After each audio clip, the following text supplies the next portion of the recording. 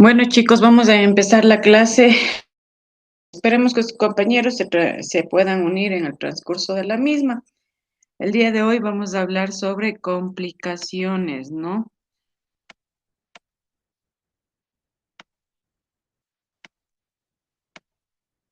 Entonces, la pantalla ya está compartida.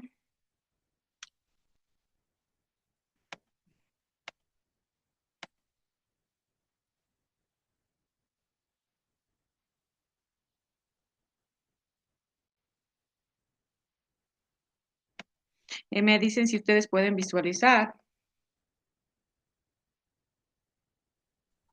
Buenas noches, doctora. Sí, sí se visualiza. Gracias. Ya, entonces el día de hoy vamos a hablar sobre las complicaciones, ¿no? Vamos a hablar sobre neuropatía y pie diabético. La neuropatía. La neuropatía, bueno, nosotros al estudiar las complicaciones de diabetes mellitus, al ser una enfermedad crónica que con el paso del tiempo y malos controles metabólicos nos va a dar complicaciones a diferentes órganos, porque ustedes saben, ¿no es cierto? Tenemos complicaciones microvasculares, complicaciones macrovasculares, teniendo en cuenta que las microvasculares son las que van a aparecer antes que las macrovasculares.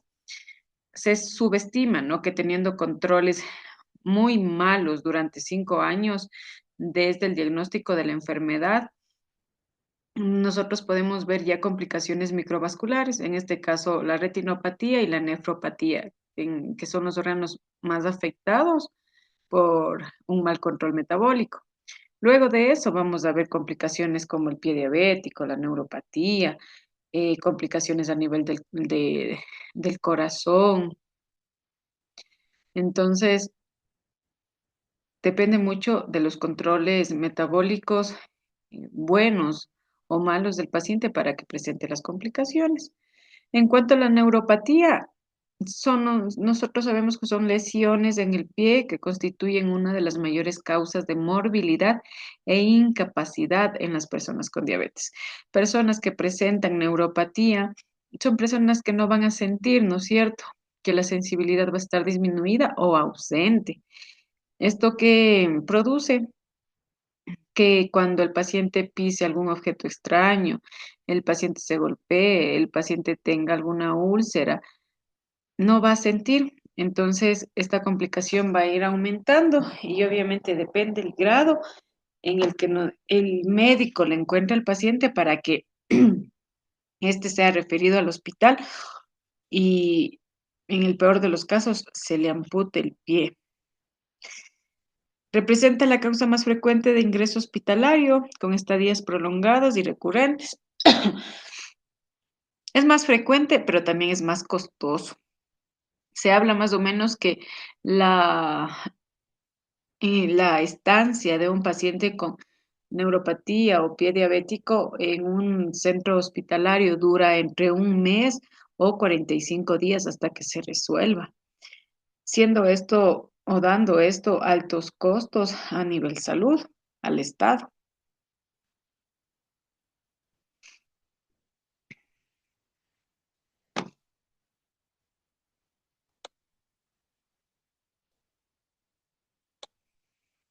Entre el 15 y 25% de los pacientes diabéticos presentarán una úlcera en su vida, según ADA, ¿no? En el 2024.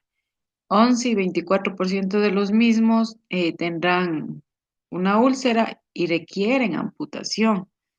El 70% de las amputaciones no traumáticas son en pacientes con diabetes. Y de estas, el 85% son en pacientes con úlcera. O sea, nos podemos dar cuenta que las cifras son elevadas. Entonces, si nosotros tenemos una cifra tan elevada de amputaciones no traumáticas, por lo tanto, también tenemos cifras muy elevadas de discapacidad.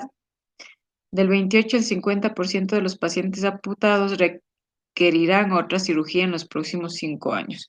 ¿Por qué? Porque si ustedes, en el caso de que un paciente sea amputado un miembro, por lo general son pacientes que tuvieron buenos controles metabólicos. Al tener malos controles metabólicos, eso quiere decir que también el otro miembro va a estar afectado y la probabilidad de que tenga una úlcera en el otro miembro es mucho más alta que alguien que no ha tenido úlceras o que alguien que no ha sido amputado.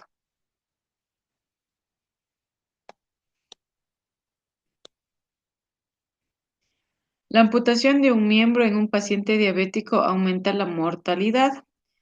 30% de los pacientes con diabetes mueren al mes, el 50% al año y el 80% a los 5 años después de haber realizado la amputación.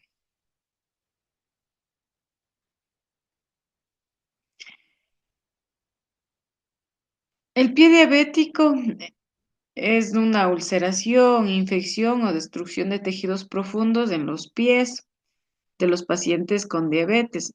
Esto puede estar asociado a neuropatía o una enfermedad arterial periférica mediada por un trauma.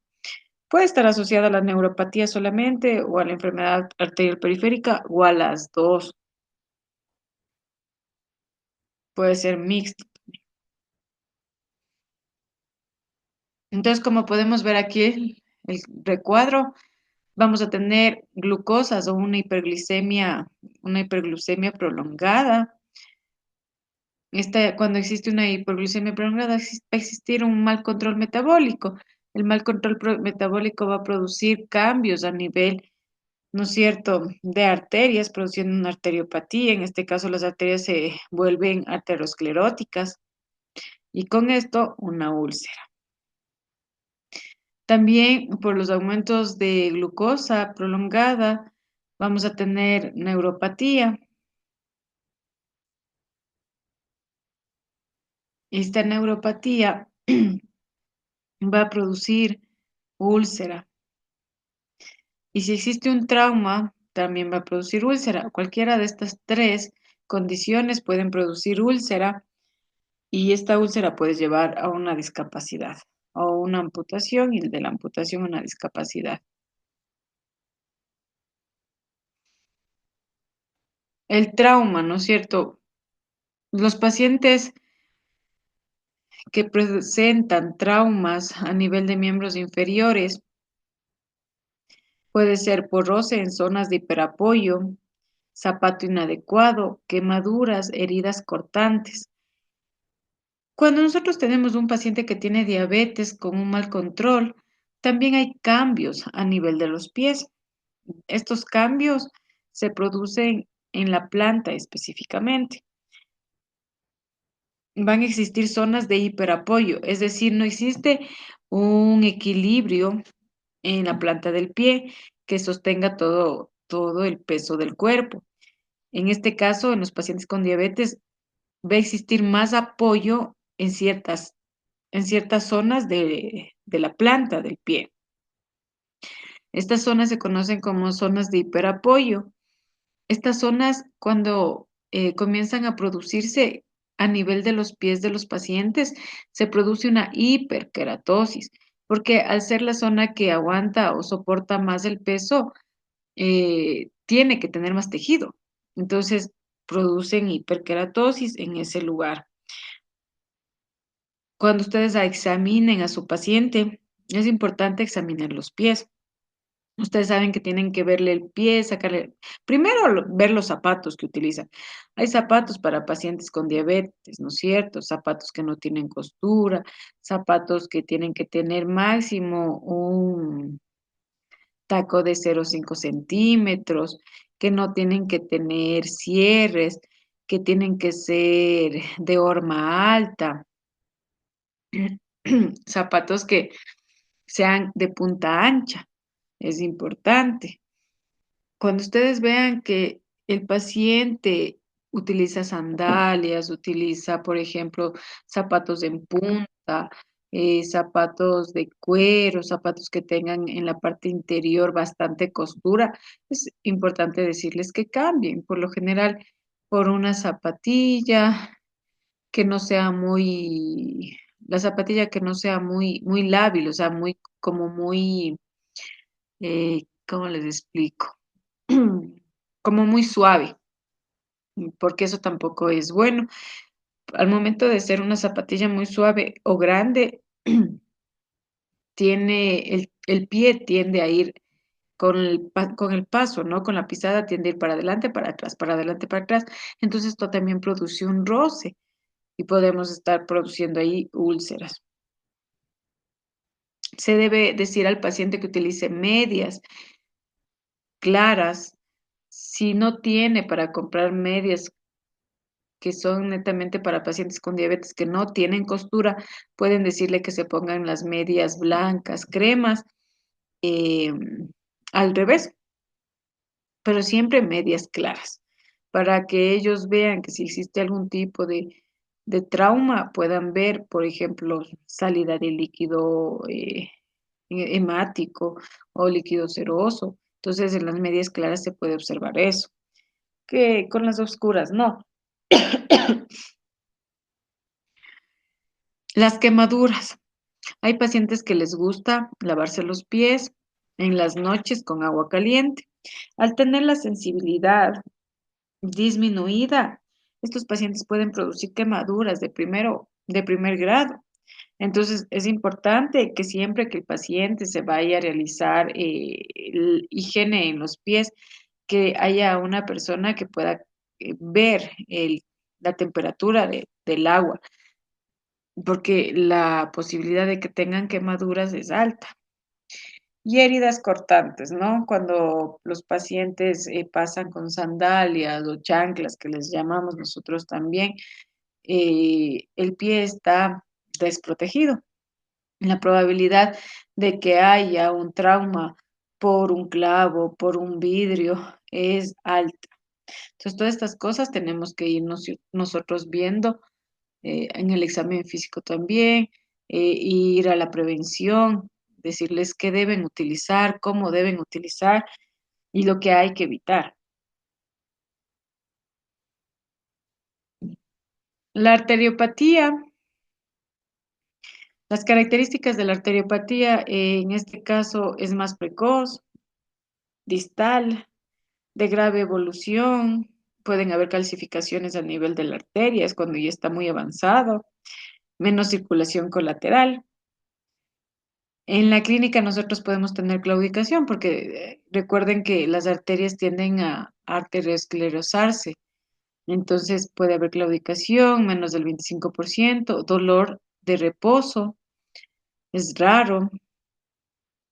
Por lo general los pacientes se quejan y dicen síntomas, ¿no? Como doctora, sabe que yo camino y me queman los pies.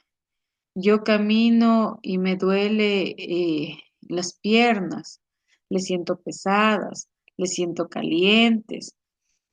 Entonces, o también saben decir que no pueden dormir por las noches porque les queman los pies. Entonces ahí nosotros tenemos que pensar, esa sería la parte arterial, porque la parte neuropática en este caso sería la disminución de la sensibilidad, pero eso de ley nosotros tenemos, ellos no van a decirnos a nosotros, sabe que yo no siento cuando camino, no, ellos nunca dicen eso, ellos piensan que están bien. La sensibilidad se va a hacer solo en el examen físico y ahí nosotros nos vamos a dar cuenta si está preservada o no.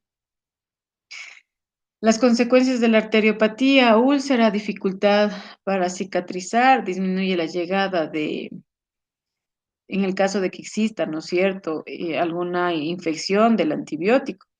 En la arteriopatía, nosotros cómo vemos o cómo corroboramos, además de la clínica, que existe una arteriopatía y depende del grado, si esta es leve, moderada, severa. Todavía se sigue utilizando el índice de brazo-tobillo. No sé si ustedes han escuchado este índice. Entonces, el índice de brazo-tobillo se toma la presión arterial, por ejemplo, de un brazo, digamos que 120/80, la presión arterial.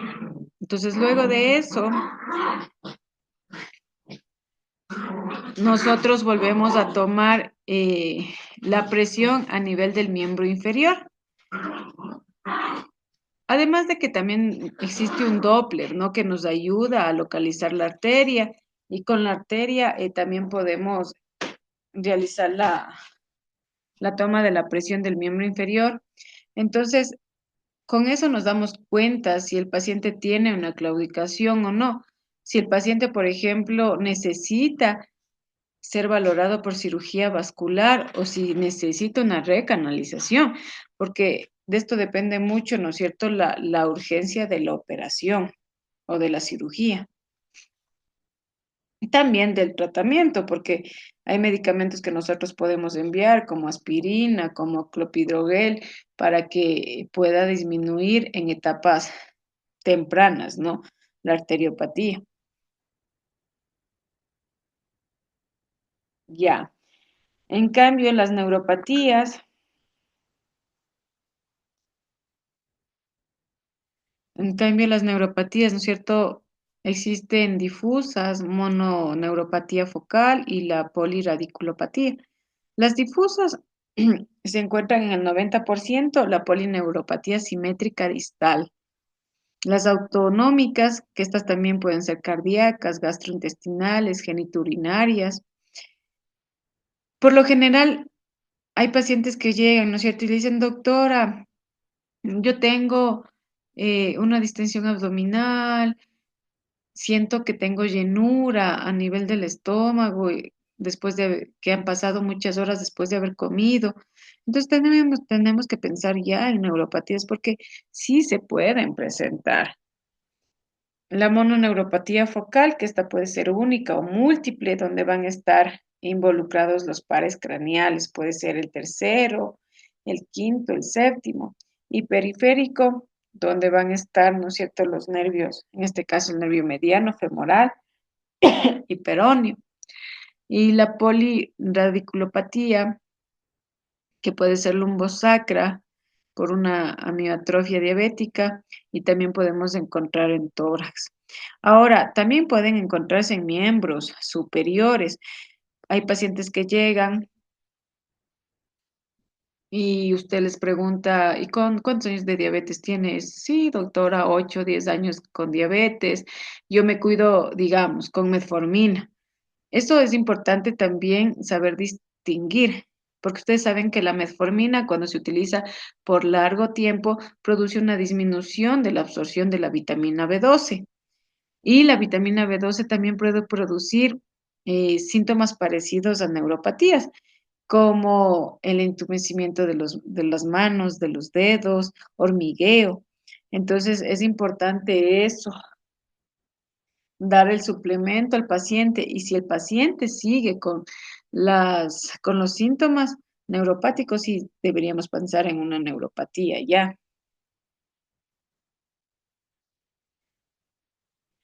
La polineuropatía simétrica distal es un cuadro clínico dado por la presencia de síntomas o signos de disfunción nerviosa periférica simétrica que afecta al sistema somático y autonómico de los pacientes con D1 y D2, después de excluir otras causas. Lo que les decía, siempre tenemos que excluir otras causas.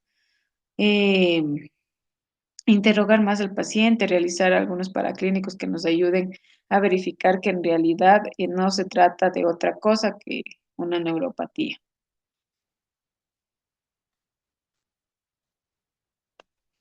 La prevalencia en diabetes de uno y de 2 es del 15% al diagnóstico y del 50% a los 10 años. El diagnóstico de la neuropatía es clínico. La presentación es un inicio insidioso, progresivo. Al comienzo obviamente es asintomático, después puede presentar dolor intenso, distal, bilateral, simétrica. Son pacientes que dicen, es que no, tengo entumecidas las dos manos con los dedos o las piernas, ¿no? Dicen, no, es que tengo hormigueo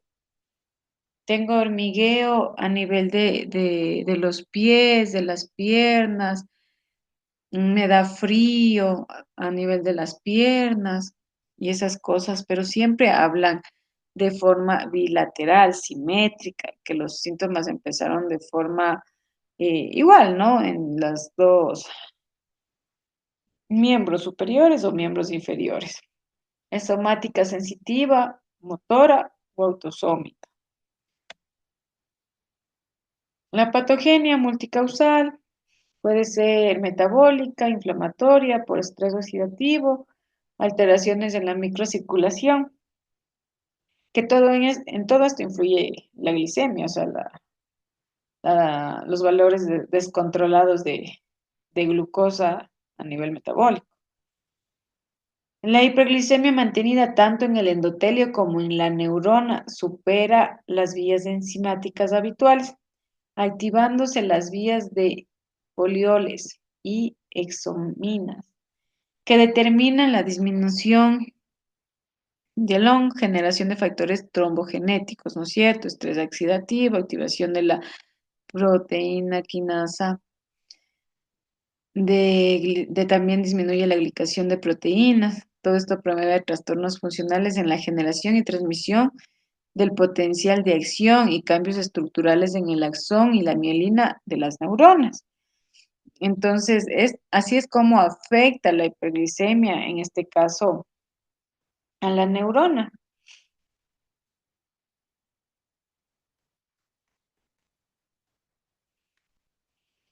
El diagnóstico de la neuropatía es clínico. O sea, qué va a referir el paciente? Dolor, urente, lacerante, como una descarga eléctrica, parestesias, amortiguamiento. Siempre se va a presentar más en las noches. Parestesias, hormigueo, picazón. Esto se puede presentar, ¿no? En tanto en las piernas como en los brazos, en los dedos. Distesias, hiperalgesias, alodinia. A veces los pacientes llegan y usted dice, no sabe que me duele el rozarme con la media, el pie. Entonces, tenemos que estar muy pendientes de eso porque está teniendo una hiperalgesia, aumento del dolor, ¿no es cierto? Al examen físico, ¿qué vamos a encontrar? Alteración de la sensibilidad, esta puede ser térmica, dolorosa, vibratoria, propioceptiva. Por eso la importancia de hacer el examen físico a un paciente con diabetes, según la IDFG, nos dice que hay grados de riesgo de pie, en grados de riesgo de generar un pie diabético, ¿no es cierto?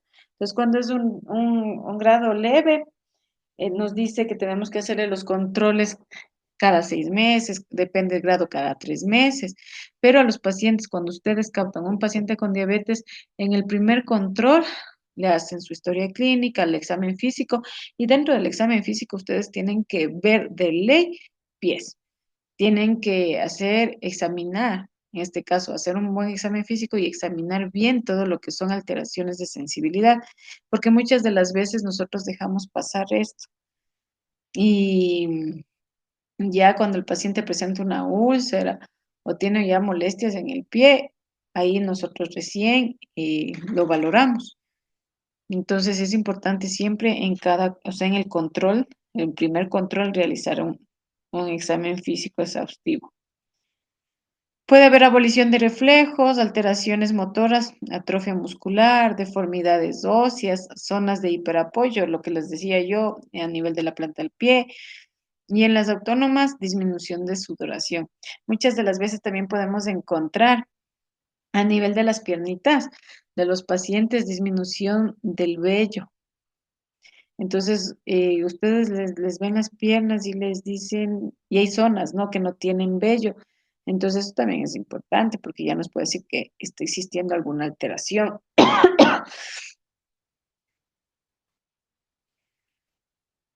En cambio, en la neuropatía, nosotros podemos tener, ¿no es cierto?, somática o motor.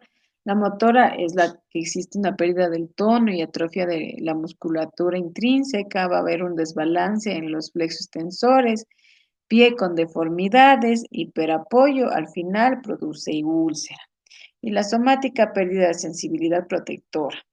Autonómica, pérdida de sudoración, piel seca, agrietada, al final produce úlcera. Entonces, todas estas cosas tenemos que nosotros ir teniendo en cuenta porque de esto depende el tratamiento que nosotros vayamos a dar al paciente. para evitar que al final caiga en una úlcera. Miren, aquí podemos ver, ¿no es cierto? En estos piecitos. Esta parte de acá de la planta del pie, ustedes ven, por lo general estas saben convertirse en zonas de hiperapoyo, al igual que el talón. Entonces, por eso es que nosotros encontramos la mayoría de las veces úlceras a nivel de debajo del dedo gordo del pie o del primer dedo y también en el dedo gordo del pie. Entonces encontramos úlceras de mayor frecuencia. Como vimos la neuropatía atrás, ¿no es cierto? Vamos a tener una hiperextensión de los flexores.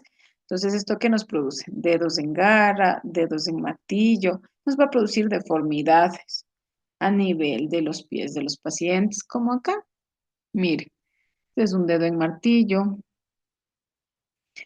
la piel, miren, aquí hay una úlcera, se nota clarito la hiperflexión, ¿cierto? Muchas de las veces también otra cosa que nosotros confundimos mucho, los pacientes que tienen diabetes tienen uñas deformadas, tienen un crecimiento de la uña y les dicen, ¿no? Que tienen onicomicosis. No, ellos no tienen onicomicosis. En ellos, al existir un aumento, en este caso de la producción de queratina, entonces la uña va a tener una hiperkeratosis.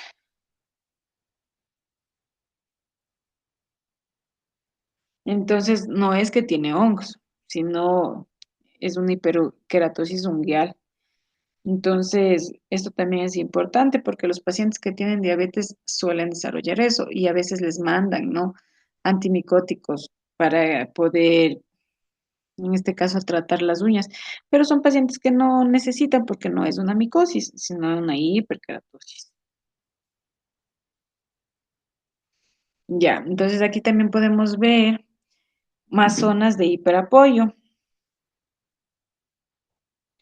Entonces, miren, lo que hablábamos, ¿no? Aquí. El paciente que camina mucho, que no tiene un buen cuidado de sus pies, que ya la planta del pie tiene zonas de hiperapoyo. Por lo general, esto se puede evitar, obviamente con plantillas hechas en base a la forma de su planta, ¿no? De la planta del pie. Entonces, estas plantillas lo que hacen es que en las partes que existen hiperapoyo colocan, se puede decir que son un poco más gruesas en las partes del hiperapoyo, evitando que exista un impacto directo con el suelo o con el zapato y así se evita las úlceras.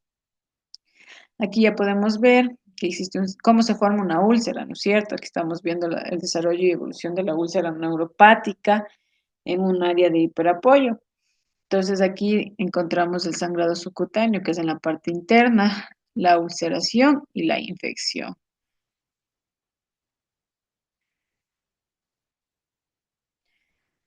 La evaluación de la sensibilidad.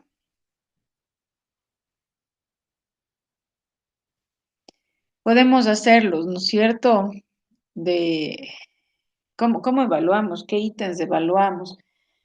Vamos a evaluar la parte dolorosa, la táctil, térmica, vibratoria y presión.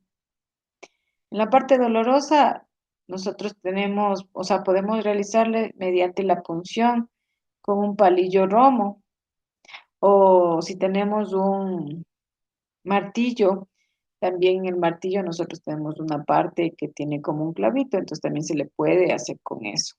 La sensación dolorosa. Siempre tenemos que tener en cuenta que el paciente debe estar recostado en la camilla, con los ojos cerrados mientras hacemos la evaluación. Entonces, lo único que nosotros debemos explicarle es que lo que siente en la mano, o sea, vamos a producir un pinchazo, digamos, en la mano, va a sentir en el pie y que él debe decirnos si siente o no. En este caso, nosotros no hablamos, solo vamos tocando, en este caso pinchando Y ellos lo que tienen que decir es sí, sí, sí, y ahí nos daríamos cuenta si existe la preservación de esta sensibilidad. En el caso de que no exista, o sea, está perdida, ¿no es cierto?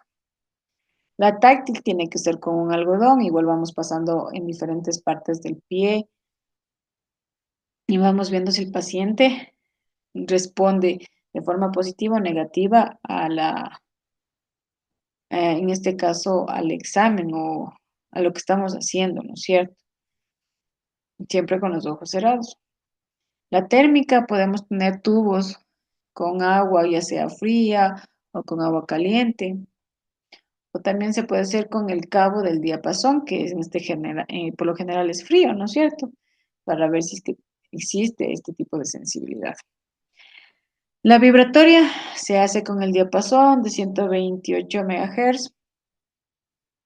Igual, se debe hacer en ciertos puntos del pie y el paciente debe ir diciéndonos si siente o no.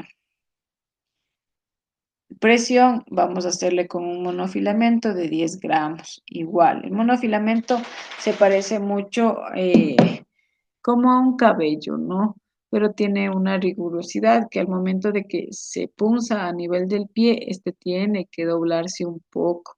Y el paciente obviamente tiene que sentir y decir si es positivo o negativo el estudio. Ya, ¿qué vemos cuando realizamos las diferentes pruebas? En este caso, ¿qué fibras van a estar, qué vamos a estar nosotros, qué fibras vamos a estar evaluando? Por ejemplo, en la función motora vamos a evaluar, ¿no es cierto? Las fibras alfa. Entonces, en el caso de la mielina, sí, vamos a valorar mielina. En el diámetro van a ser fibras gruesas, fibras nerviosas gruesas, que van a ver la parte motora. En la función táctil, vibratoria y propioceptiva, se van a analizar las fibras nerviosas beta. Tienen también mielina y son fibras nerviosas gruesas. Mientras que en la temperatura y el dolor son mielina, refiere que es parcial, las beta, ¿no? Y en el diámetro son fibras nerviosas finas. Mientras que en la función autonómica van a ser igual fibras nerviosas finas, parcialmente tienen mielina, y en el dolor y temperatura va igual, son fibras nerviosas finas y estas no van a tener mielina. Entonces, estas son las fibras que nosotros vamos a estar valorando, depende qué tipo de examen hagamos. Entonces, aquí podemos ver en esta imagen el sitio de aplicación del diapasón. Siempre es en el primer dedo del pie. El paciente siempre tiene que estar con los ojos cerrados. Lo único que nosotros vamos a preguntar es, ¿siente?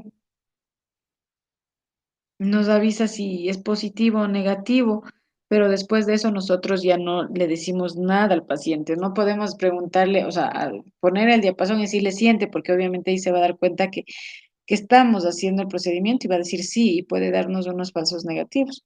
Entonces hay que explicarle bien cómo se le va a realizar el test.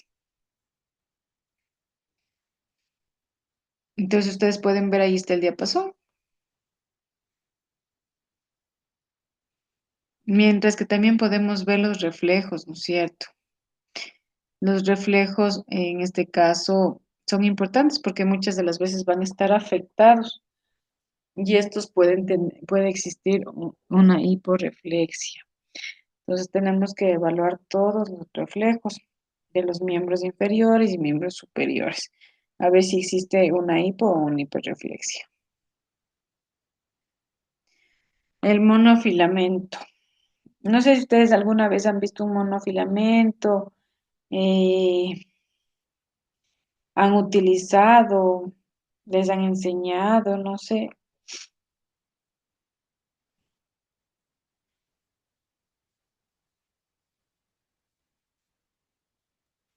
Yo he escuchado que hacen estos. Esto es monofilamento, pero nunca lo he utilizado. No he tenido la oportunidad. Pero sí han visto cómo son, o sea, tienen idea de cómo son.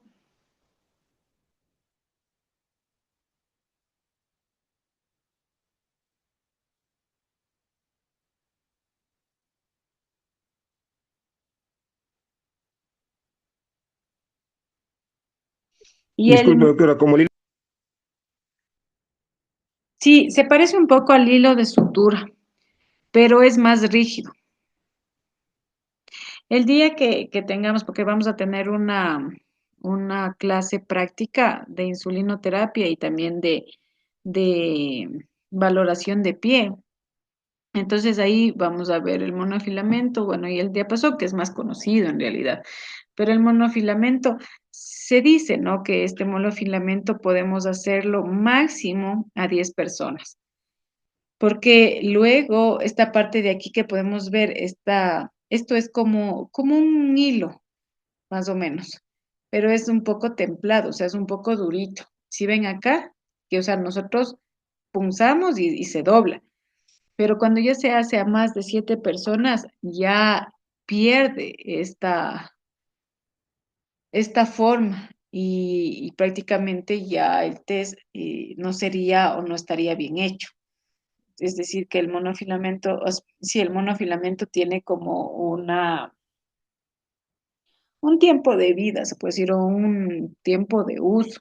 En tantos pacientes se puede hacer, más de 7 ya no, porque ya pierde su templanza, en este caso sería. Entonces, por ejemplo, ponemos que el monofilamento, ¿no es cierto?, debe ser siempre de 10 gramos, y estos son los sitios de punción del monofilamento. Como les digo, el paciente siempre tiene que estar con los ojos cerrados. Nosotros solo vamos a indicarle en la mano qué es lo que va a sentir para que él sepa lo que tiene que sentir. Y de ahí se le dice que cierre los ojos y comenzamos a hacer la punción, ¿no? Entonces siempre es en el pulpejo del primer dedo, debajo del primer dedo, acá, en la parte medial y en el último dedo. Se habla, ¿no? Se dice que de estos 4 puntos, si el paciente falla de 1 a 2, hay neuropatía. Entonces es importante igual hacerlo en los 2 pies, es bilateral. Entonces aquí podemos ver, ¿no es cierto?, el test con el monofilamento, lo que les decía, se aplica así y cómo queda es así. O sea, tiene esta forma como de un ganchito. Y el paciente obviamente tiene que decirnos si es positivo o no el test. Por lo general, cuando ya tienen muchos años con diabetes, muchos años con diabetes y son pacientes que no tienen un buen control metabólico, este es el primero en afectarse, el test del monofilamento. Es el primero en darnos positivo, por ejemplo, en la neuropatía. Entonces, sí es importante realizarlo. Lleva tiempo, pero sí es importante realizarlo. Ahora, también hay otra prueba que yo no les puse aquí, pero se llama la prueba de Ipswich, así se llama, IPSH, Ipswich. Ya. ¿Cuál es la diferencia aquí? Si nosotros estamos en una zona rural, en una zona de difícil acceso, esta prueba nosotros podemos realizarla con el dedo.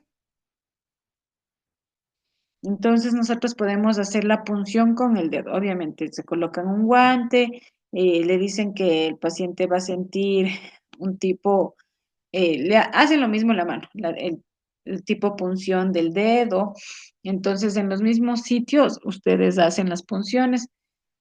Y si igual existe un error en el paciente aquí, 1 o 2, es positivo para disminución de la sensibilidad.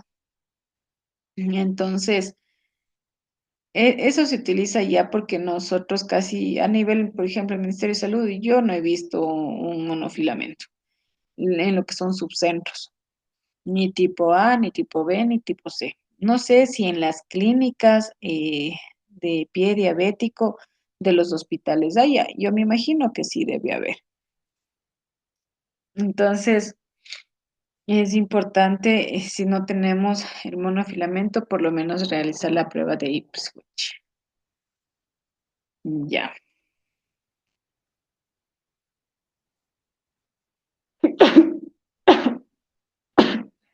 Ya. ¿Qué debemos preguntar al paciente? ¿Qué es importante saber al momento de la interrogación?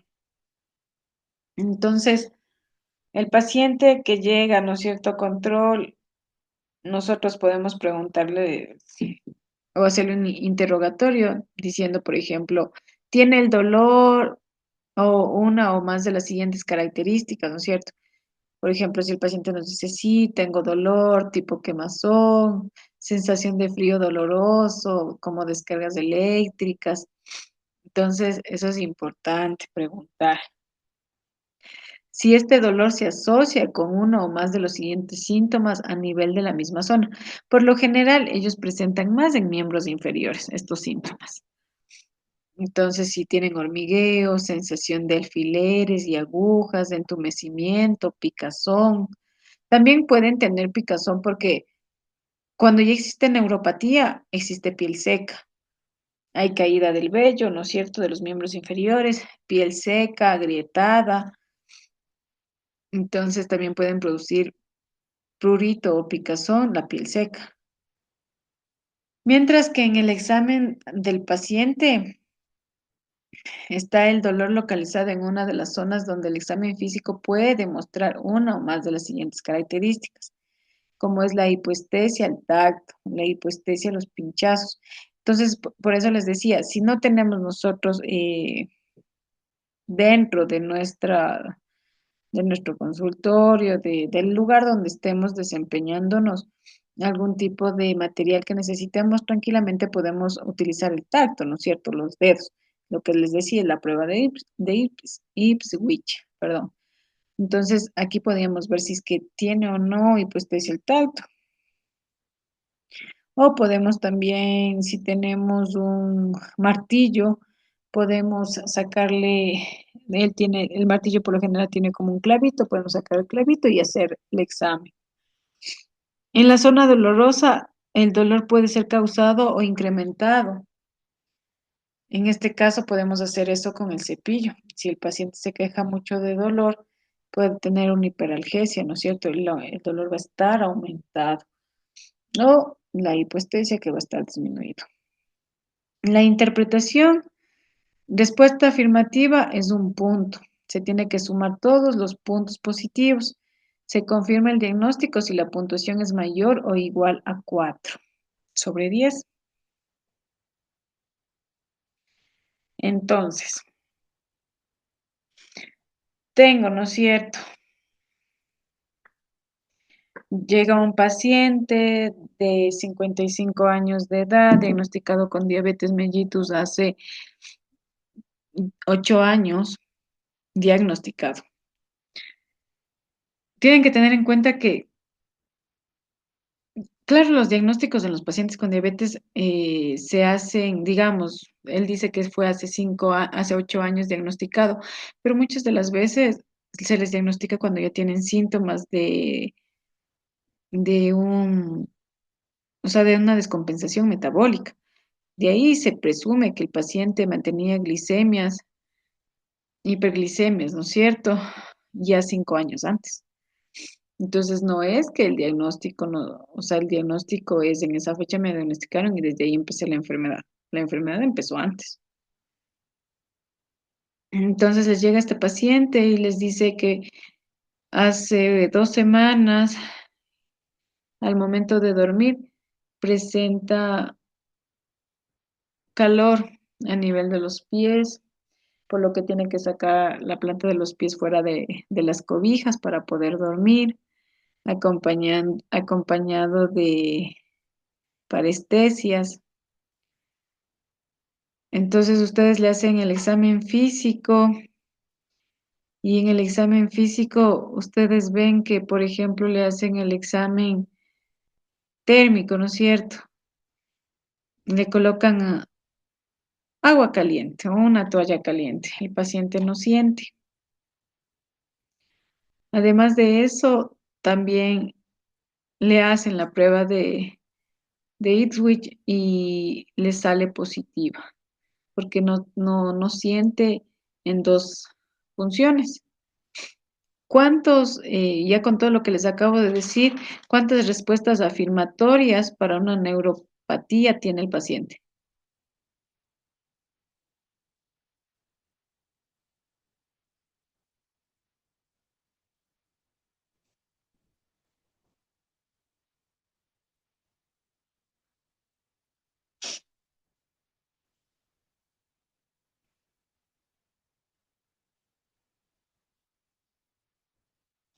¿Alguien me puede decir?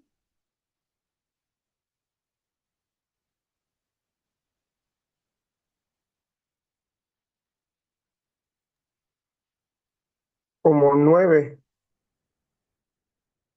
Ya, como 9. A ver, dijimos que tenía quemazón de los pies.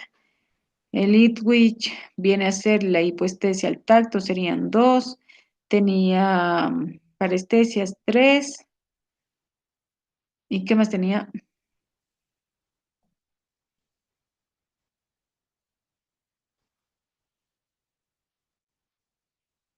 El Entumecimiento. entumecimientos, la parte de lo que siente que le queman los pies, hipoestesia al tacto. Ajá. Sí, o sea, más o menos están entre 4 y 5 características, ¿no es cierto? O sea, prácticamente tenemos una puntuación mayor de 4. Entonces ya nos da para un dolor neuropático en este paciente. El tratamiento. Les llega con todo eso al paciente. Nosotros que tenemos que pensar, ¿no es cierto?, en aliviar los síntomas, porque son pacientes que no pueden dormir, son pacientes que se despiertan a la madrugada por el calor, por las parestesias, por el hormigueo. Entonces no tienen un buen descanso, o sea, no pueden descansar bien por todos los síntomas que presentan.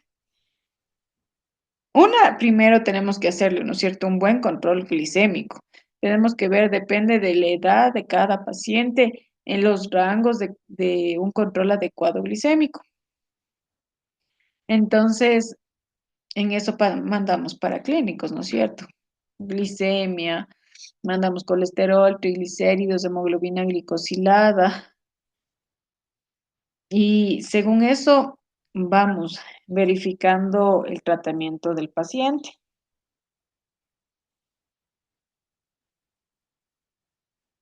Entonces, según eso, vamos verificando el tratamiento. Por ejemplo, si es un paciente que ustedes han de haber visto las guías del ADA de este año, del 2026, se inicia insulina con 10%.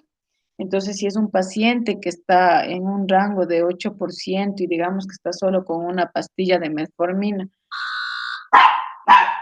perdón,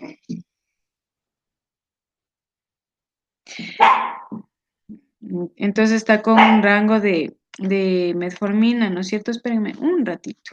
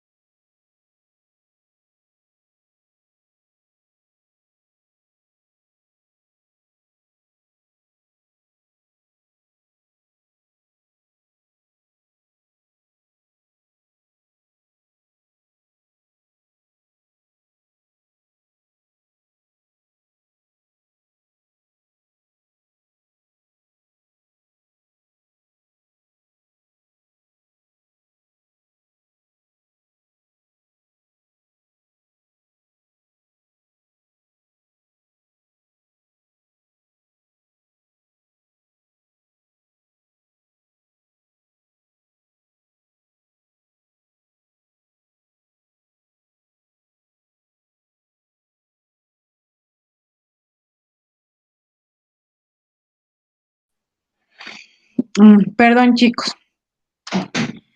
Vuelvo a compartirles la pantalla, ¿ya?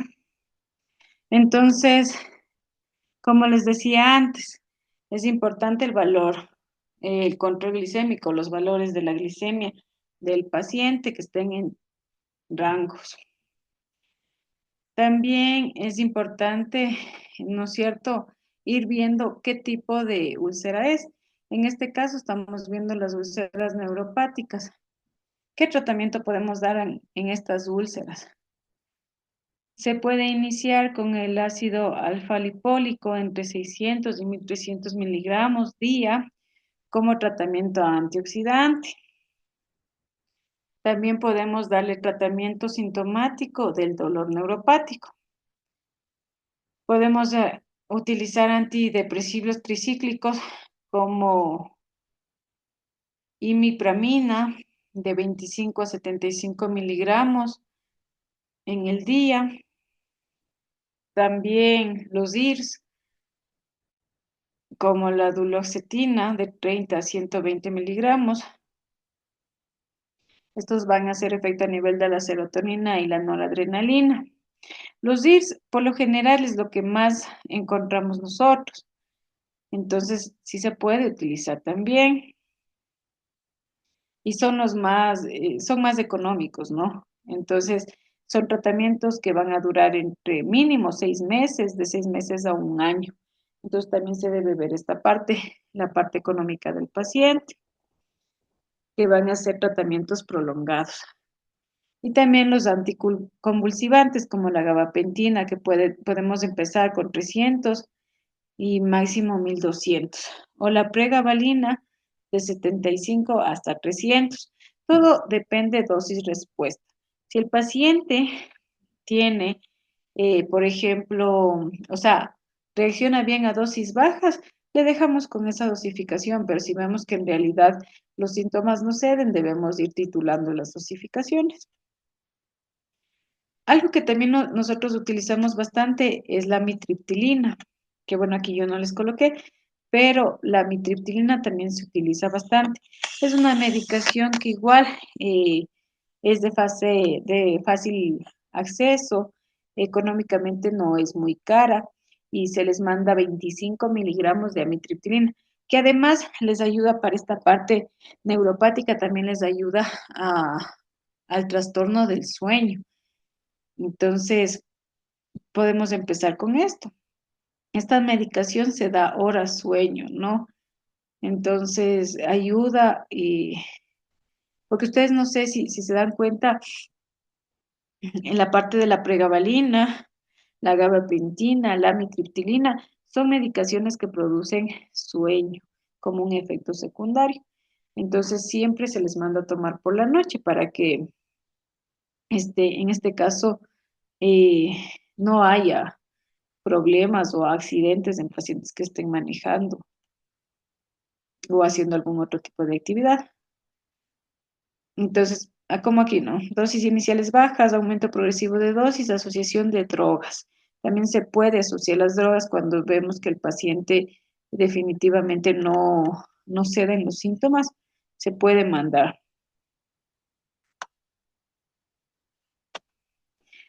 La clasificación de las úlceras.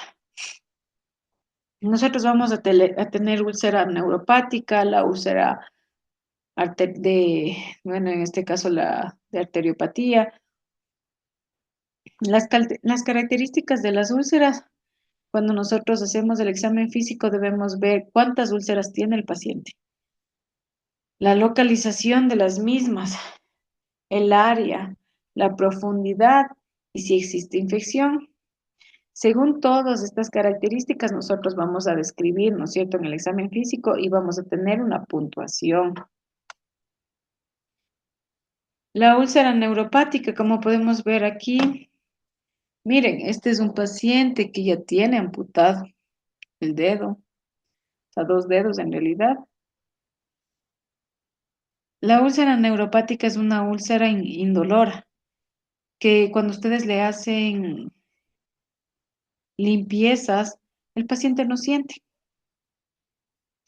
Está rodeado de un halo hiperqueratósico, como podemos ver aquí. Aumento, ¿no es cierto?, de la piel por el aumento de la queratina, porque esta parte donde vemos la úlcera debe haber sido una zona de hiperapoyo. Es indolora y sangrante. A estos pacientes lo que se les hace es toda esta parte de aquí, de la parte de hiperkeratosis, se debrida, ¿no? Se saca, se limpia y por lo general se coloca parches o apósitos puede ser con sulfato de plata o se puede colocar apósitos hidrocoloides. Los hidrocoloides se colocan, por ejemplo, hoy y se retiran a los 3 días, en 72 horas. Esto lo que hace es que la parte que tiene aquí, la parte húmeda de, de la úlcera, se impregna a nivel del apósito y ayuda a la cicatrización. Además de que ya tenemos antibiótico también que ayude para la infección. Obviamente que también hay que ver cómo está el paciente y también el antibiótico se debe mandar vía oral. Miren acá este pie, las zonas, ¿no es cierto?, de hiperkeratosis y de maceración también.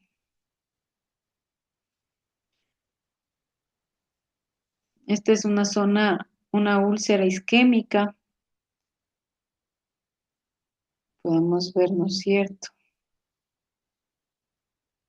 La úlcera isquémica son dolorosas, no sangran, no tienen hiperkeratosis. Entonces no es lo mismo hacer una limpieza en una úlcera isquémica que en una úlcera neuropática. Porque en la úlcera neuropática ustedes no deben colocar, eh, en este caso, ningún tipo de epinefrina para evitar el dolor, porque esos pacientes no sienten. En cambio, en esta sí. En la isquémica tienen que colocar para poder debridar toda la parte de tejido muerto y poder hacer las curaciones. Miren las uñas, lo que les hablaba, ¿no? Son pacientes que hacen hiperkeratosis. Entonces depende mucho de las úlceras que nosotros tengamos para realizar una clasificación. La clasificación más conocida es la de Wagner, ¿no?, que es utilizada a nivel mundial. Entonces esta clasificación nos dice cómo encontramos al pie. Entonces tenemos por grados desde el 0 hasta el 5.º. Cuando las características, por ejemplo, si hay alguna lesión, no hay ninguna, es el pie de riesgo, cuando hay grado 0. Entonces el pie de riesgo es cuando hay callos gruesos, cabezas de metatarsianos prominentes, dedos en garra, deformidades óseas. Cuando hay una lesión superficial, que es de grado 1, va a tener destrucción del espesor total de la piel. Grado 2, úlceras profundas, ya penetran la piel, grasa, ligamentos, pero sin afectar al hueso y está infectada. La grado 3, úlcera profunda más absceso. Aquí ya podemos encontrar osteomielitis extensa, es profunda, con secreción y mal olor. Y la grado 4, gangrena limitada. Tiene necrosis de una parte del pie o de los dedos. Puede ser también el talón o la planta. Estos pacientes de aquí, de grado 3 para abajo, son pacientes que necesitan hospitalización. Porque muchas de las veces cuando tenemos un grado 2, nosotros a nivel ambulatorio podemos manejarlo, siempre y cuando demos antibióticos eficaces para quitar la infección. Y sí salen estas úlceras, o sea, este grado 2 sí sale.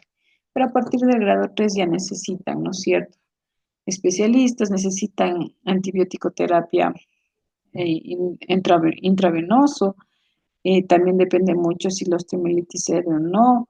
En lo que es grado 4 o 5 ya son amputaciones. Entonces, son pacientes que deben ser referidos. Otra clasificación es la de Texas. Siempre se utilizan cualquiera de las dos. La clasificación de Texas igual se da por estadios A, B, C, D y también tiene grados hasta el tercer grado. El grado 0 siempre va a ser lesiones pre o postulcerosas completamente epitelizadas. En el grado B puede estar infectada, en el C isquémica y en el D infectada y isquémica. En el grado 1, herida superficial, no involucra tendón, cápsula o hueso, puede estar infectada, puede ser isquémica, puede estar infectada y puede ser isquémica. En el grado 2, herida a tendón o cápsula infectada, puede ser isquémica, infectada y isquémica. Y la herida 3 es una herida penetrante a hueso o articulación, infectada, isquémica o infectada. Entonces, esta es un poco más compleja que la anterior. Pero también se utiliza a nivel mundial, entonces cualquiera de las dos opciones nosotros podemos utilizar para clasificar un pie diabético y depende de la clasificación, el tratamiento o la derivación a un hospital de mayor nivel para su resolución. Tenemos aquí otra clasificación que es la de SIMBAD, pero esta no se utiliza mucho, pero por lo general lo que es traumatología sí. Entonces, igual aquí nos habla por la categoría, lugar, si hay isquemia, neuropatía, infección bacteriana, área o profundidad. Entonces, el lugar depende si es antepié, medio pie o retropié. De esto depende la puntuación, puede ser 0,1. En el isquémico, si hay pulsos pedios intactos, al menos un pulso palpable, 0. Evidencias clínicas de disminución del flujo por pulsos pedios, 1. Neuropatía, sensación protectora intacta, 0. Sensación protectora perdida, 1. Infección bacteriana, ninguna, 0. Si hay infección es 1. Si la úlcera es menor a 1 centímetro, 0. Si es mayor a 1 centímetro, 1. La profundidad depende si afecta piel, tejido subcutáneo. Si ya afecta músculo, tendón o más profundidad, 1. La puntuación total posible es de 6. Mientras más alta la puntuación, de eso dependerá igual la derivación. Hasta aquí todo entendido. ¿Alguna pregunta?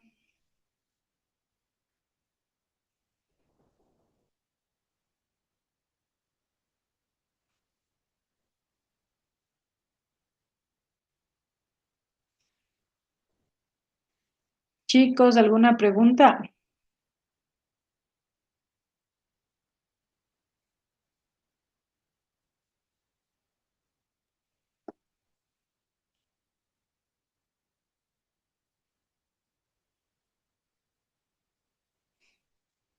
Por mi lado, no, doctora, está todo correcto.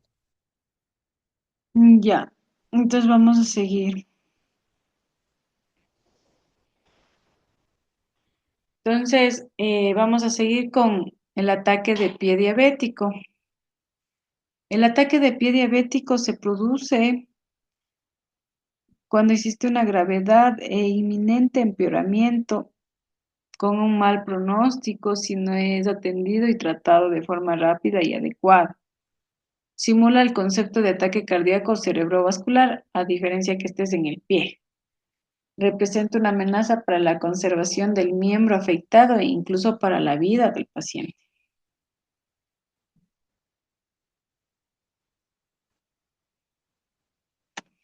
Dentro del ataque del pie diabético existen 3 tipos. Vamos a encontrar el tipo infectado, el isquémico y el charcot agudo. Entonces, el infectado es cuando el pie presenta una infección grave y de rápida evolución a la necrosis que requiere debridamiento, drenaje de colecciones y antibiótico terapia intravenosa. Estos pacientes con ataque de pie diabético son pacientes hospitalizados. Esto no se puede atender de forma ambulatoria. El isquémico, el pie con isquemia progresiva que requiere revascularización urgente. Cuando nosotros hacemos el índice de brazo-tobillo, si es mayor a 0,9, es un paciente, si es mayor a 0,9, quiere decir que está bien, pero si es menor a 0,4, quiere decir que necesita una revascularización urgente, porque no está llegando sangre a nivel de los dedos, del pie, de la planta, de todo el miembro inferior. Entonces son revascularizaciones urgentes. Son pacientes que se mandan con referencia para que sean hospitalizados. Mientras que el pie de Charcot es un pie que requiere identificación y rápida descarga. El pie de Charcot se produce, por ejemplo, llega el paciente y le dice, doctora, sabe que tengo el pie hinchado. Y claro, es solo el pie. Tiene un pie caliente, edematizado, más o menos de 2 a 3 cruces sobre 3 cruces, dolor. Entonces, ¿qué pasa en el Charcot? En el Charcot existe una formación de fracturas. A nivel de los huesos del pie comienzan a fracturarse, a fracturarse, a fracturarse, a fracturarse, y al momento de consolidarse esas fracturas, se consolidan de forma, o sea, se deforman, no se consolidan bien. Entonces los pies con Charcot son pies que quedan deformados después de esto, porque esto es agudo, ¿no? Son pies que quedan deformados, son pies que quedan edematizados y que el paciente obviamente no puede caminar y produce también una discapacidad, porque es un pie, o sea, son pacientes que no pueden caminar, hay limitación a la deambulación por la deformidad del pie. Entonces, en estos pacientes lo que se hace es la colocación de una bota de snake. Entonces, esto lo que hace la bota es que le mantenga compactado al pie, o se puede poner también yeso. Entonces el yeso hace que este pie se compacte. Al momento que se compacta de alguna forma, decirlo, de forma equilibrada, no produciendo mayor deformidad, a diferencia de que si el paciente tiene un Charcot y utiliza zapatilla o utiliza sandalia, este pie va a consolidar, pero de forma errónea, deformada. Entonces, a estos pacientes se les manda o con yeso o con bota de snake para que puedan compactar esas mini fracturas. El tratamiento de la úlcera, reducción de la presión sobre la úlcera. Entonces, ¿nosotros qué necesitamos? Que el paciente no camine, que el paciente deambule lo menos que pueda, que pase ese pie en descanso para que la úlcera comience a cerrar. Resección de la hiperkeratosis, el desbridamiento, ¿no es cierto?, de la parte hiperkeratósica. Y bueno, también nosotros como depende mucho, ¿no es cierto?, de la úlcera, si es una úlcera seca o es una úlcera húmeda, la colocación de apósitos. Si hay infección o no, también la colocación de antibióticos. La curación se debe hacer con el desbridamiento, lavado con suero. Ustedes saben que se hace lavado solo con cloruro de sodio, ya no se utiliza povidín, yodo, nada de esas cosas. Y la cura es plana, o sea, no es que nosotros vamos a estar manipulando la úlcera, sino solo se va a debridar la parte hiperkeratósica y a controlar la infección. Aquí podemos ver el tratamiento de los antibióticos. Entonces, el tipo de infección, ¿no es cierto? Úlceras no infectadas no requieren terapia antibiótica.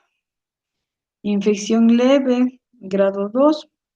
Nosotros podemos, si es una celulitis menor de 2 centímetros, compromiso superficial de piel y tejido celular subcutáneo sin complicaciones, podemos mandar antibiótico por 10 días. Entonces podemos mandar cefradina, 1 gramo cada 8 horas por 12, 1 gramo cada 8 o 12 horas. La sulfamicilina 750 cada 8 horas, la moxifloxacina de 100 miligramos cada 24 horas o la levofloxacina de 750 cada 24 horas. Toda esta medicación se debe enviar por 10 días. Si es una infección moderada, grado 3,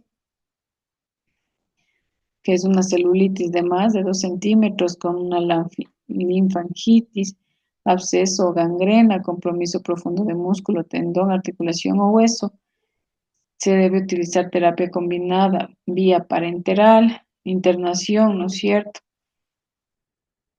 Puede ser, también hablan de internación en domicilio, pero ya es medicina que debe ir intravenoso. La duración es de 14 a 28 días de tratamiento con antibiótico.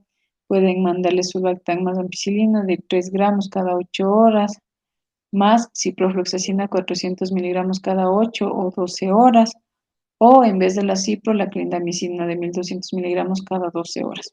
Son dosis altas, porque obviamente ya estamos ante una infección moderada. La infección severa, grado 4. So, desde la infección grado 3, nosotros ya tenemos que enviarle al paciente nosotros tenemos que enviarle al hospital, ¿no es cierto? Porque ya el tratamiento es intravenoso. De ahí, en la infección severa grado 4, ya existe una toxicidad sistémica, la habilidad metabólica, isquemia crítica, terapia combinada, vía parenteral, internación. El tratamiento puede durar entre 28 y 42 días con los siguientes antibióticos. Y obviamente, ¿no? Al paciente estar en este caso, internado, es un paciente que va a utilizar insulina. Entonces ahí igual el tratamiento cambia.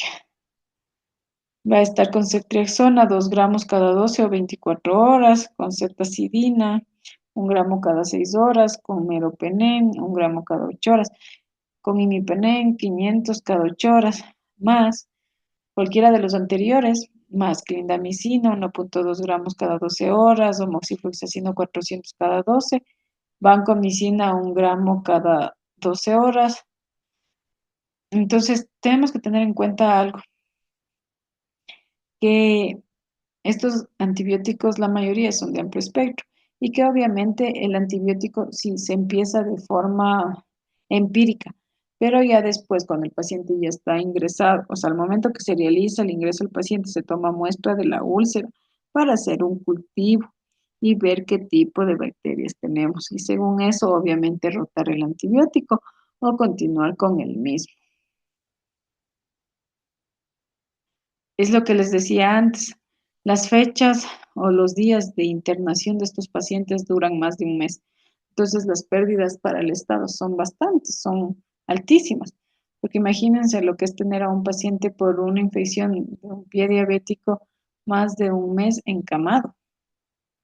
No solo son medicamentos, no solo es la cama, no solo es la comida, o sea, es todo. Es un gasto que sí representa al Estado. Y que obviamente sí se puede prevenir. Entonces, ¿cómo prevenimos todas estas cosas? ¿Cómo prevenimos todas estas complicaciones? Prevenimos con un buen control metabólico, evitar zonas de hiperapoyo, indicación de plantillas, zapatos adecuados, tratamiento precoz de lesiones preulcerativas como hiperkeratosis, patología de uñas, educación al paciente y al familiar. Todo esto es prevenible, siempre y cuando la familia y el paciente tengan una buena educación. Hay pacientes que, por ejemplo, adultos mayores más, llegan, ¿no? Con inicio o sea, con zonas de hiperkeratosis, que no son úlceras, no son zonas de hiperkeratosis. Y nosotros les decimos a los hijos, ¿no? Porque al ser adultos mayores, con ellos casi eh, A veces no hacen caso omiso de las cosas que se les dice. Entonces a los hijos se les dice, mire, era una señora, me acuerdo, una mayorcita de 20, 60, 75 años de edad, una abuelita que llegaba con medias nylon y sandalias de cuero. Entonces ella llegó con una hiperkeratosis a nivel del primer dedo y de pie izquierdo y una zona de maceración. La zona de maceración o la maceración es cuando ustedes han ido a la piscina y han estado, digamos, los pies en la piscina metidos una hora. Es como que se les arruga la parte de los interdigitales. Ya, eso también se produce en los interdigitales de los pacientes con diabetes. Se producen maceraciones. Entonces, esa maceración también es propensa a producir úlceras. Entonces, la abuelita llegó con una zona de hiperkeratosis del primer dedo, era del pie, y una zona de... Estaban unidos los dos dedos, el segundo dedo y el tercer dedo estaban unidos. Entonces, al estar unidos, también producían una zona de hiperkeratosis. Entonces al hijito se le decía, no, mire, la señora no puede utilizar medias nylon porque las medias nylon hace que el pie sude, que el pie se resbale. Al estar en sandalias, la probabilidad de que presente traumas con cuerpos extraños es alta. El señor fue a las curaciones por esta zona, o sea, tenía una úlcera ahí en el primer dedo. Entonces, y por la zona de hiperkeratosis que tenía entre los interdigital, ¿no? Entre los dos deditos. Entonces se le mandó a comprar una, un parche con sulfadicina de plata.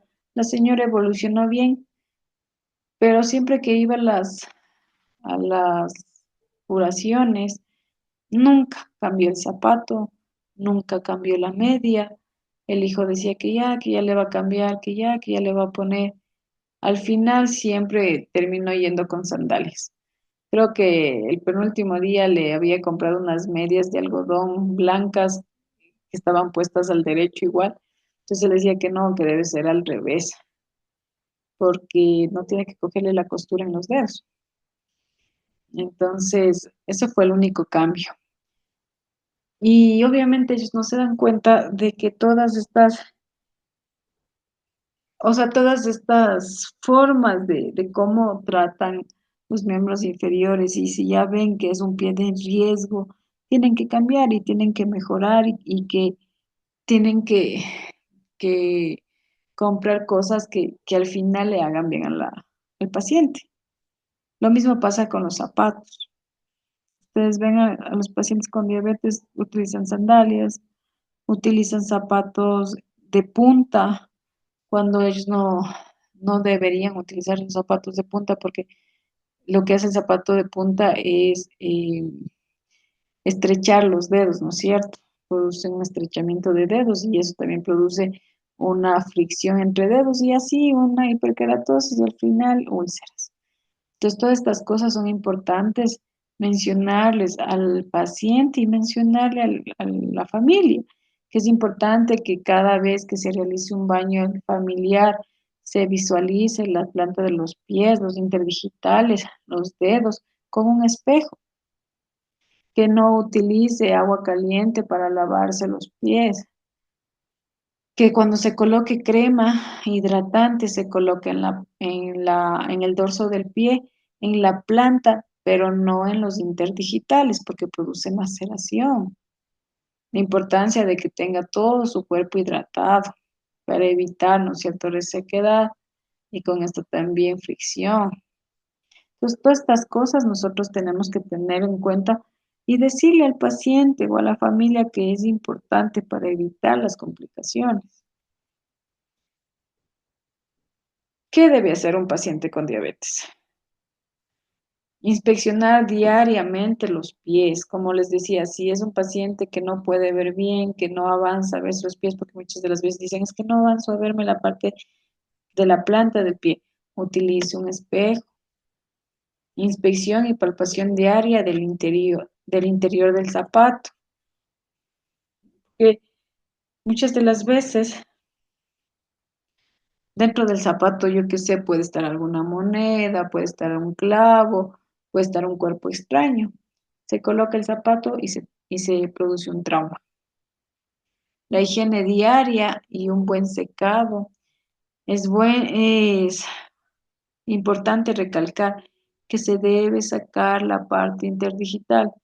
Al después de lavarse los pies se debe secar con una toalla blanca o crema los pies. ¿Por qué? Porque si existe algún trauma al ver la toalla blanca o crema con sangre o con algún tipo de líquido, nos vamos a dar cuenta que hay un trauma, ¿no es cierto? Que hay una úlcera o que algo está pasando en los pies. Secarse bien el pie y los interdigitales. Lubricación de la piel, excepto la zona interdigital, lo que les decía antes. ¿Por qué? Porque produce maceración. Cambio diario de medias sin costuras. Si el paciente no tiene dinero para comprar medias sin costuras porque son caras, se debe poner las medias al revés, siempre con colores claros, blanco, crema, ningún otro color. Corte de uñas debe ser recto y si no puede cortarse las uñas debe concurrir al podólogo, porque también al tener hiperkeratosis, ¿no es cierto?, en las uñas, también se van a producir, tienen más riesgo de producir uñeros y los uñeros. Entonces, la importancia de que alguien le corte las uñas de forma recta o que vaya al podólogo. No debe caminar descalzo, debe utilizar zapato abierto o sin medias, no debe usar bolsa de agua caliente ni calienta camas, porque hay unas cobijas que son para calentar la cama. Usar callicidas tampoco se debe utilizar. O sea, todo esto es lo que no debe hacer. La evaluación dermatológica es importante. Debemos ver en la piel, color, grosor, temperatura y sudoración. Patología de las uñas, si hay una hiperkeratosis, si hay una onicomicosis, que por lo general en ellos no hay, a menos que obviamente ya sea eh, un adulto mayor en muy malas condiciones o un paciente en muy malas condiciones. Presencia de lesiones como callos, flitenas, úlceras, evaluación del músculo esquelético, deformidades en dedos de martillo, ¿no es cierto? En garra, el alus valgus, atrofias musculares, evaluación del zapato adecuado al pie, la evaluación neurológica, vamos a ver lo que es sensibilidad táctil, monofilamento, la vibratoria y el diapasón, el reflejo alquiliano con el martillo, a ver si no se han perdido ninguno de los reflejos. La evaluación arterial, pulsos periféricos, pedio y tibial posterior, o también se puede hacer, ¿no es cierto?, después de ver los pulsos periféricos, si tenemos la posibilidad, un índice de brazo-tobillo. El riesgo a nivel del pie. Entonces, como vimos antes, claro, hay clasificación de pie diabético, de úlceras, pero también existe una clasificación del riesgo que el pie puede tener para presentar un pie diabético. Entonces aquí el riesgo es antecedentes de úlcera o amputación, que haya tenido una neuropatía periférica, una enfermedad vascular periférica, deformidades en los pies, lesiones en las uñas, uso de calzado inadecuado. Según esto nos va a salir el riesgo, ¿no es cierto?, que un pie puede tener. Entonces, el riesgo del pie, según el Instituto de Pie, Nacional de Pie, nos habla que tenemos niveles del 0 al 3. Entonces, el nivel de riesgo sin neuropatía es 0. Cuando después de hacer el examen físico, todos los tests nos salieron negativos, podemos concluir que no hay neuropatía. Entonces, sin neuropatía, cero. Uno con neuropatía. Dos con neuropatía más deformidades o arteriopatía. Y el tres, antecedente de úlcera o amputación. Obviamente ya grado 3 úlcera o amputación, porque la probabilidad de que sea amputado el otro pie o sea amputado alguno de los dedos del pie es alta, porque ya existió una amputación. Igual, cuando ya existió una úlcera, la posibilidad de que vuelva a existir otra úlcera también es alta. Entonces, por eso es que ese pie pasa directamente a nivel 3.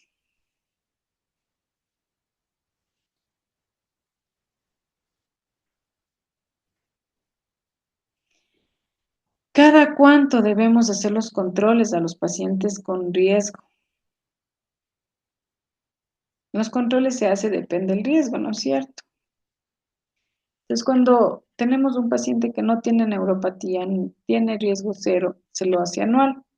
Es lo que les decía, si ustedes les llega un paciente a la primera consulta, ustedes le hacen todo el examen físico y ven que los test son negativos, no hay neuropatía, se le vuelve a hacer el examen el año siguiente.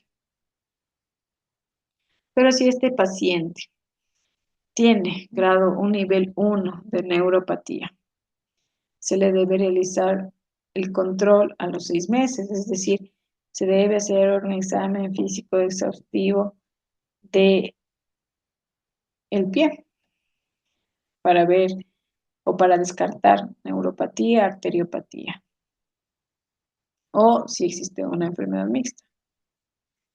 Si el paciente tiene un nivel 2 de riesgo, se le hace el control a los 3 meses. ¿Por qué? Porque si es un paciente que tiene riesgo 2, además de eso, un mal control glicémico, mala adherencia al tratamiento, obesidad, es un paciente que obviamente tiene mayor riesgo de presentar pie diabético. Y es por eso que se le debe realizar prácticamente como una hemoglobina glicosilada cada 3 meses el examen físico para ver si es que no ha desarrollado alguna úlcera. Mientras que el grado 3 con antecedente de úlcera al paciente se le debe hacer el control cada mes. Viene el control ese paciente y ese día se hace un examen físico de miembros inferiores. Obviamente que en ellos lo que tenemos que ver y acentuar más, ¿no? Es la parte que estuvo dañada, porque si ya hubo antecedente de úlcera, hubo antecedente de amputación, es porque el paciente tenía arteriopatía y neuropatía. Entonces eso no va a cambiar. Eso ya está dañado, eso así él tenga un buen control metabólico, va a seguir dañado. Lo que podemos evitar es que desencadene en otra úlcera y esta en otra amputación. ¿Cómo? Haciendo un buen examen físico, colaborando que no haya úlceras y teniendo un buen control glicémico. Entonces ustedes ven que difiere mucho el nivel de riesgo para, para nosotros poder hacer o sea, las valoraciones del paciente. ¿Alguna pregunta, chicos? ¿Algo que les haya quedado dudas? No sé.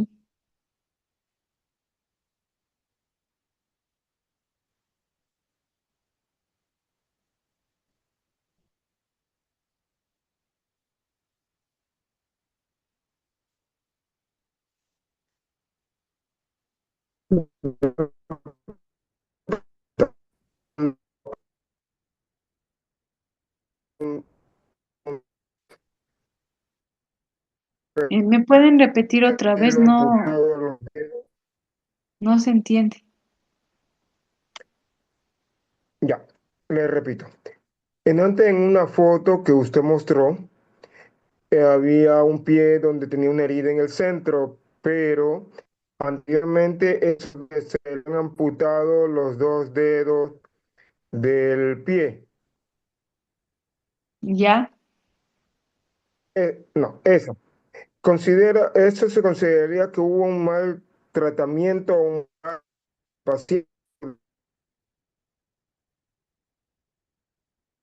¿Un mal tratamiento?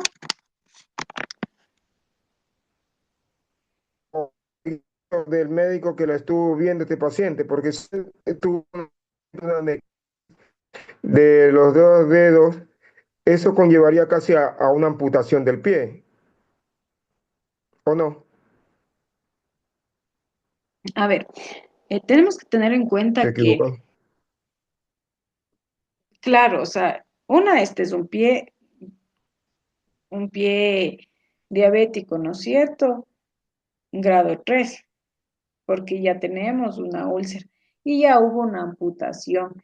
Me imagino que estos dos dedos deben haber estado necrosados y por eso amputaron. Claro, Ahora, obviamente, para llegar a todas estas complicaciones, el paciente nunca estuvo controlado. Debe haber tenido siempre hiperglicemias y el tratamiento que tenía no era lo suficiente para poder corregirlas. O sea, lo que ustedes tienen que tener en cuenta es que, claro, con el transcurso del tiempo hay pacientes que sí pueden, o sea, tener complicaciones, pero se ve es en años. Si ustedes tienen un paciente que tiene valores dentro de meta de glicemia, para que haga una complicación deben pasar muchísimos años. A diferencia de otra paciente que no se controla, come mal, tiene obesidad, tiene hiperglicemias, valores mayores de 7 en hemoglobinas glicosiladas. Entonces ahí sí se pueden presentar las complicaciones. Hay varios estudios en los cuales se ve que cuando los pacientes con diabetes tienen hemoglobina glicosilada mayor a 7 y otros mayor a 7,5, la probabilidad de que presenten complicaciones en menor tiempo a alguien que tiene hemoglobinas glicosiladas menor de 7 es más alta. Entonces, las complicaciones en ellos vamos a ver de forma más temprana. Entonces, claro, obviamente este señor no se cuidaba. Por eso es que ya está la amputación. Y sigue, obviamente, o sea, lo que hay que tener en cuenta es que tal vez esta persona no tiene, o sea, controles metabólicos buenos, pero que también aquí en esta parte, si ustedes pueden ver, está sobreelevada toda esta parte. Entonces son zonas de hiperapoyo, que tal vez no tiene la posibilidad de comprarse una plantilla, no tiene la posibilidad de adquirir medicación. Cuando ya hay complicaciones macrovasculares, por lo general estos pacientes, como tienen un mal control médico, o sea, glicémico, se les envía insulina y muchas de las veces no tienen dinero para comprar la insulina o comprar las jeringuillas para la insulina. Entonces, es multifactorial todo lo que vemos aquí, porque no solo depende ya del área de salud ni del médico, depende mucho de la adherencia del tratamiento al paciente. Hay pacientes que ustedes les pueden dar todas las pautas para que ellos tengan un buen control glicémico, le dieron el tratamiento, pero tal vez la parte económica, la parte social les limita en algunas cosas. Entonces, obviamente no va a haber un buen control.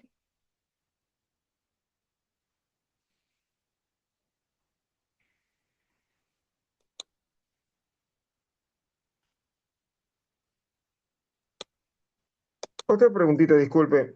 Usted dijo en antes que cuando un paciente toma durante mucho tiempo metformina, disminuye, o escuché mal, creo, no sé, la absorción del complejo B, o este complejo B también cuando se toma en demasiado, provoca problemas de hormigueo o algo así. ¿Qué, No, lo que yo le... A ver, lo que pasa es que cuando existe una, existe una, o sea, ustedes mandan metformina, ¿no es cierto? La metformina lo que hace a Correcto. nivel, ajá, lo que hace a nivel intestinal evita la absorción o disminuye la absorción de la vitamina B12, solo de la B12, porque el complejo B tiene más vitaminas, ¿no es cierto? No, B6, B6, B6, B7. ajá, Ya. solo es B12. Cuando ya se lleva utilizando, por ejemplo, pacientes que llevan utilizando metformina 1 año, 2 años y que les llegan a consulta y les dicen, ¿sabe qué? Yo tengo amortiguamiento de mis manos o amortiguamiento de las piernas y ustedes le preguntan qué tratamiento está con metformina. Entonces, lo que pueden hacer, si es que ustedes ya hacen el examen físico y ven que no, o sea, que no es una neuropatía, lo que pueden pensar es en eso, en que sea una disminución de la vitamina B12 por el uso prolongado de metformina. Entonces, lo que hacen ustedes ahí es enviar vitamina B12 y el paciente ya va a estar mejor, ya no va a presentar el hormigueo, porque la metformina hace eso, disminuye esa absorción de esa vitamina. Entonces, también tienen que estar pendientes de la medicación que utilizan los pacientes. Hay medicinas naturales, también pueden tomar eso. Yo tengo pacientes que me vienen y me dicen que están tomando X, Y, Z de productos naturales. Es decir, pastillas, estas que venden por internet o yo qué sé, en los centros naturistas. ¿Qué tan recomendables son? Hay pastillas que, bueno, y pastillas que sí les envían en el centro naturista, que tienen efectos hipoglicémicos. Sí, sí hay, pero no se ha demostrado que sean pastillas que tengan uso prolongado y tengan efectos asertivos en pacientes con diabetes. Ahora, por ejemplo, si yo he visto mucho que si ustedes tienen pacientes con obesidad, diabetes y están con medicación y boom, desaparece. Y dicen que se fueron a un centro naturista donde les dieron un montón de medicación y bajaron de peso y que ya no están tomando nada. ¿Por qué ahí el cambio? Porque ustedes saben que cuando los pacientes tienen obesidad tienen resistencia a la insulina. Al momento que bajan de peso, esa resistencia a insulina se termina. Por lo tanto, las glucosas vuelven a ser normales. Y si ellos se siguen cuidando, siguen estando delgados, siguen cuidándose en la dieta, porque les mandan a cuidar en la dieta, siguen haciendo ejercicio, las glucosas van a estar en parámetros normales. ¿Pero por qué fue? Porque bajaron de peso, porque además de bajar de peso ya mantienen un estilo de vida saludable. Ahora, en cuanto a pastillas, obviamente hay que tener mucho cuidado porque como producen efectos hipoglicemiantes, muchas de las veces los pacientes consumen los fármacos que les dan los médicos y también los naturistas y al final terminan en el hospital con una hipoglicemia. Entonces no es recomendado que tomen medicación que de alguna forma nosotros como médicos no recomendamos porque no tienen ninguna base, eh, no tienen una base experimental que diga, bueno, sí, esto funciona, porque se hizo en tantos pacientes y no produce efectos adversos. Entonces sí es importante instruirles e informarles los efectos que pueden tener luego.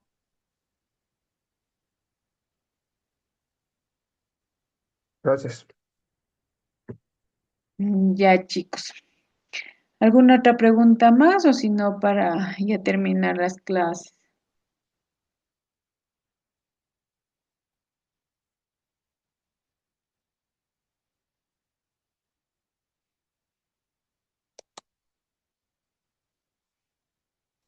Bueno, chicos, espero que hayan entendido un poquito más. La diabetes es una enfermedad muy, muy compleja y es muy extensa.